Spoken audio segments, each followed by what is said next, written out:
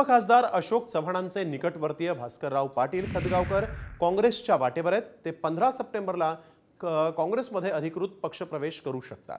त्यांच्यासोबत 2 माजी आमदार ओमप्रकाश पुखरणा आणि अविनाश घाटे तसंच खदगावकरांच्या सुनबाई मिनल खदगावकर या देखील पक्षप्रवेश करण्याची शक्यता आहे। हा अशोक चव्हाण यांना मोठा धक्का मानला जातोय। खदगावकर यांच्या सुनबाई मिनल खदगावकर या नायगाव विधानसभा मतदारसंघातून निवडणूक लढवण्यासाठी इच्छुक आहेत। तर माजी आमदार ओमप्रकाश पुखरणा यांना नांदेड दक्षिणमधून उमेदवारी मिळू शकते।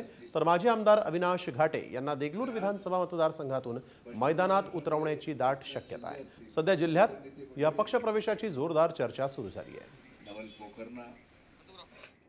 आमचं भाग्य आहे की आमच्या पंजोबांच्या माध्यमातून धोंडोपंत दादांचे पाय हे माझ्या माहेरी वाड्यावर सुद्धा लागलेले आहेत आणि बिदर जिल्ह्यातच नव्हे तर आमच्या नांदेड जिल्ह्यामध्ये देगलूरच्या परिसरामध्ये सुद्धा त्यांचा मोठा भक्तगण आहे आणि आजही प्रत्येकाच्या तोंडून विठ्ठलाचं नाव जसं निघतं तसं धोंडोपंत दादांचं सुद्धा नाव निघतं। लोकांच्या तीव्र भावना आहेत ज्या काँग्रेसमुळे ते मोठे झाले, त्याच काँग्रेसशी अशोकराव चव्हाण यांनी गद्दारी केली ते लोकांना मान्य नाही, जनतेलाही मान्य नाही। नुसतं काँग्रेस पक्षालाच नाही, असं काही नाही केलं की काँग्रेस पक्षाच्याच लोकांना मान्य नाही होणार असं होतं। जनतेच्याच या तीव्र भावना आहेत आणि त्याच्यामुळे बरेच लोक नुसते भास्करराव पाटील खदगावकर नाही, बरेच लोक जे अशोकराव चव्हाणांबरोबर इमिजिएट नाईलाजास्तव गेले होते ते बरेच लोक वापस फिरण्याच्या तयारीत आहेत।